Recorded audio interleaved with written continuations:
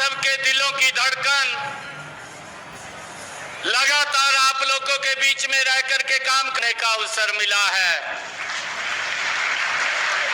आप सबको मैं प्रणाम करता हूं, दिल से धन्यवाद करता हूं और मैं धन्यवाद करता हूं दुनिया के सबसे लोकप्रिय नेता भारत के यशस्वी प्रधानमंत्री नरेंद्र मोदी जी का मैं धन्यवाद करता हूं। भारतीय जनता पार्टी के राष्ट्रीय अध्यक्ष जगत प्रकाश नड्डा जी का मैं धन्यवाद करता हूं।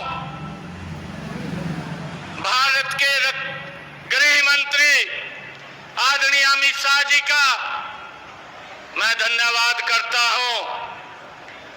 पूर्व में हरियाणा के यशस्वी मुख्यमंत्री रहे आदरणीय मनोहर लाल जी का, जिनके आशीर्वाद से एक गरीब परिवार का बेटा आज हरियाणा प्रदेश का मुख्यमंत्री बना दिया है।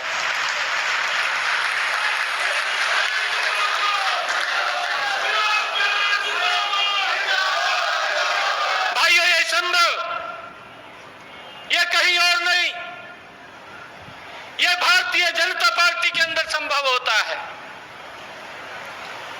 विधानसभा का सत्र चल रहा था, विश्वास मत हासिल करना था। हमारे विधायकगण मंच के ऊपर बैठे हैं, चौधरी रणजीत सिंह जी भी बैठे हैं,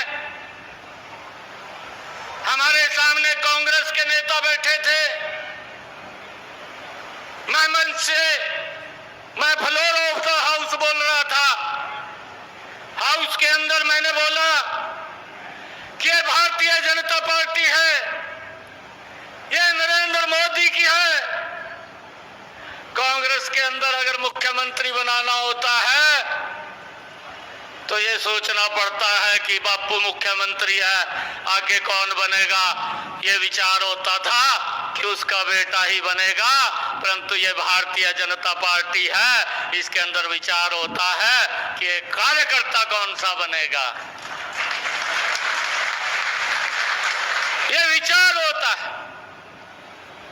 और मैं आप लोगों को विश्वास दिलाता हूं, मैं केंद्रीय नेतृत्व को भी आप सबके आशीर्वाद से विश्वास दिलाता हूं कि जो जिम्मेवारी मुझे दी है, पहले मुझे पार्टी के अध्यक्ष के रूप में जिम्मेवारी दी और उसी जिम्मेवारी के ऊपर मुझे प्रदेश के मुखिया के रूप में जिम्मेवारी दी। मैं आप सबके आशीर्वाद से मैं केंद्रीय नेतृत्व को विश्वास दिलाना चाहता हूं कि इस जिम्मेवारी को 100% पूरा करूंगा, 100% पूरा करूंगा। हरियाणा प्रदेश की जो भी बात मेरे सामने आएगी,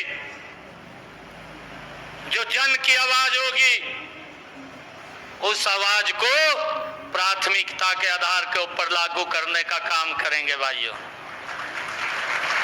मुझे खुशी है मनोहर लाल जी के नेतृत्व में हरियाणा ने एक नई विकास की गति को तय किया है।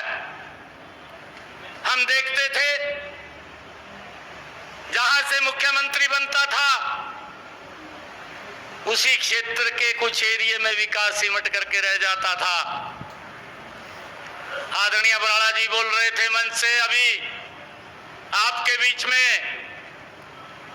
कि कुछ परिवारों को ही नौकरी लगती थी और बाकी सभी मायूस हो जाते थे, परंतु ये मनोहर लाल जी था कि बिना पर्ची के, बिना खर्ची के युवाओं को रोजगार दिया जाएगा।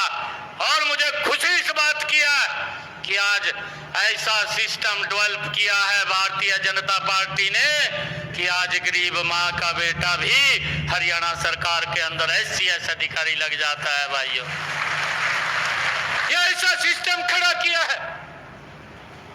आज मैं यहाँ उसी की ऐतिहासिक भूमि के ऊपर मैं खड़ा हूं और भाइयों, मैं आप लोगों को एक विश्वास दिलाता हूं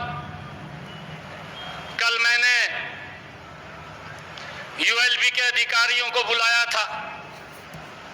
मैंने उनको सचेत किया है। मैंने कहा है कि ये कोड ऑफ कंडक्ट लगा हुआ है, 4 तारीख तक आचार संहिता है। जो भी मनोहर लाल जी ने योजना बनाई है, उस योजना को दुरुस्त करके धरातल के ऊपर उतार दें, नहीं तो 4 तारीख के बाद फिर पूछने का समय नहीं रहेगा। ये स्पष्ट रूप से ये संकेत दिया है। चाहे वो एनडीसी की बात है, चाहे प्रॉपर्टी आईडी की बात है।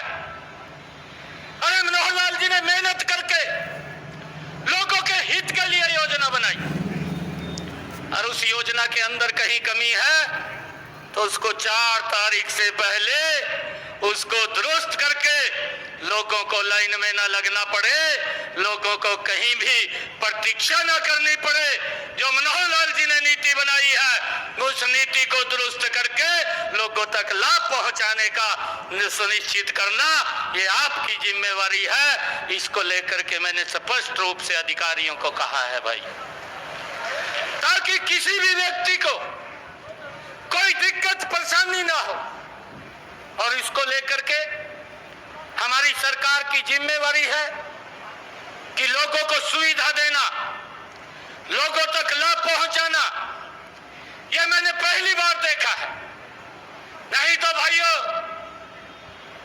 नारे आ जाते थे कांग्रेस के समय के अंदर। यह देश भूला नहीं है, यह देश जानता है, कांग्रेस के उस चरित्र को भी जानता है, कांग्रेस की उस कार्य प्रणाली को भी जानता है। देश भूला नहीं है। मुझे ध्यान में है, नरेंद्र मोदी की सरकार ने और आदरणीय मनोहर लाल जी ने हरियाणा के अंदर भाइयों मजबूती से योजनाबद्ध तरीके से लोगों तक लाभ पहुंचाने का काम इन 10 वर्षों के अंदर किया है। अगर गरीबी के प्रति लड़ाई लड़ी गई है, मजबूती से इन 10 वर्षों में लड़ी गई है। कांग्रेस के लोग तो नारा देते थे, बात करते थे। कांग्रेस के समय में बातें तो होती थी, परंतु काम दिखाई नहीं देता था। मोदी जी के शासन के अंदर बातें तो कम होती हैं, परंतु काम ज्यादा दिखाई देता है भाइयों, काम ज्यादा दिखाई देता है। ये अंतर हमारी सरकार में और उन लोगों की सरकार के अंदर है। भाइयों बोलते थे गरीबी हटाएंगे। अरे कोई छोटा शासन देश के ऊपर नहीं किया उन लोगों ने। 55 साल तक इस देश के ऊपर शासन किया। 55 सालों के अंदर भी अगर एक गैस का सिलेंडर लेना होता था, 3 दिन लाइन के अंदर खड़ा होना पड़ता था। इस बात को कोई भूला तो नहीं है भैया? हाथ खड़ा करके बता दो, कोई भूला तो नहीं? अगर एक गैस का सिलेंडर लेना होता था, 3 दिन लाइन के अंदर खड़ा होना पड़ता था। इस बात को कोई भूला तो नहीं है भैया? हाथ खड़ा करके बता दो, कोई भूला तो नहीं है? मेरी माताएं बैठी है, इनको चिंता हो जाती थी गैस का सिलेंडर कैसे आएगा। अगर बिटिया की शादी होती थी, शादी की चिंता नहीं होती थी, गैस की चिंता हो जाती थी कि आएगी कहां से, कैसे आएगी, यह चिंता होती थी। परंतु इसको देश नहीं भूला है। कांग्रेस के इन चरित्र को, कांग्रेस की इस कार्य प्रणाली को देश आज भी बखूबी जानता है। नरेंद्र मोदी जी ने जो आकर के इन 10 वर्षों में काम किया है, नरेंद्र मोदी जी ने उस लाइन को तो खत्म किया है, परंतु जो चिंता नरेंद्र मोदी जी ने की है कि मेरी वो माता बहन जिसके घर के अंदर आज तक गैस का कनेक्शन और सिलेंडर नहीं था, उसके घर के अंदर भी गैस का कनेक्शन और सिलेंडर पहुंचाने की व्यवस्था ये नरेंद्र मोदी जी ने की है भाइयों, इन 10 वर्षों के अंदर की है। और मुझे ध्यान में है जो ये लोग बोलते थे नरेंद्र मोदी जी के नेतृत्व में मोदी दिल्ली में बैठ करके बोलता है कि नरेंद्र मोदी कोई काम नहीं कर रहा। मैं राहुल गांधी को बताना चाहता हूं, आज मैं हांसी के ऐतिहासिक भूमि पर हांसी के मेरी सरदारी बैठी है, मातृशक्ति बैठी है। मैं इस सरदारी के बीच में मैं कांग्रेस के उस नेता को कहना चाहता हूं कि नरेंद्र मोदी ने इन 10 वर्षों में वो काम किया है जिसके ऊपर पहरा मनोहर लाल जी ने ठोक करके दिया।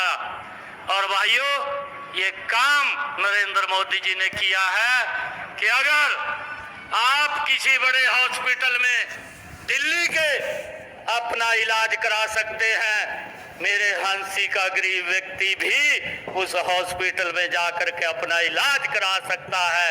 ये सम्मान नरेंद्र मोदी जी ने दिया है भाई, ये सम्मान दिया है। गरीब व्यक्ति की चिंता की है, आज उसको चिंता नहीं है। उसके इलाज के लिए पैसा कहां से आएगा, ये व्यवस्था खड़ी करने का काम ये हमारी डबल इंजन की सरकार ने किया है। और भाइयों, इसका लाभ भी नीचे तक पहुंच रहा है। लोग इस योजना का लाभ उठा रहे हैं कि 1 साल के अंदर 5 लाख रुपए तक का अपना इलाज करा सकता है। आज उसको चिंता नहीं है कि इलाज के लिए उसे कहीं जाना पड़ेगा, कहीं देखना पड़ेगा। आज वो सर ऊंचा करके अपना इलाज करा सकता है अगर दुर्घटनावश उसको कोई दिक्कत आ जाती है। भाइयों, ये काम ये हमारी सरकार ने किया है। और भाइयों, मैं आज आप लोगों के बीच में एक और बात कहना चाह रहा हूं कि कुछ लोग हैं भाइयों, आजकल इनको लगने लगा है, आज वो डर भी रहे हैं कि चुनाव ना लड़ा जाए, किसी और को खड़ा किया जाए, किसी और को बलि का बकरा बना दिया जाए। परंतु जब उन्होंने इतने लंबे समय तक शासन किया और आज बोर्ड लगा करके लोगों को गुमराह करने की कोशिश की जा रही है कि आप हमें वोट दो, हम गारंटी देते हैं, हम ये काम करेंगे। भाइयों, इस देश के अंदर गारंटी तो एक ही व्यक्ति की है जिसके ऊपर आज देश विश्वास कर रहा है। वो गारंटी वो नरेंद्र मोदी की है। कांग्रेस की गारंटी के ऊपर तो विश्वास ही नहीं रहा है। ये लोग झूठ बोल करके वोट लेने का काम करते हैं और फिर लोगों को उनके हालात के ऊपर छोड़ देते हैं। अभी आदरणीय रणजीत सिंह जी बोल रहे थे, 24 घंटे बिजली दी, आपके हाथ भी खड़ा करवाया। मेरे ध्यान में है कांग्रेस के मुखिया और अन्य दलों के मुखिया अपने मैनिफेस्टो के अंदर लिखा, अपने मैनिफेस्टो के अंदर कहा कि आप हमें वोट दें, हम 24 घंटे बिजली देंगे। परंतु ना तो भूपेंद्र सिंह हुड्डा कांग्रेस 24 घंटे बिजली दे पाई और ना कोई और अन्य दल दे पाया।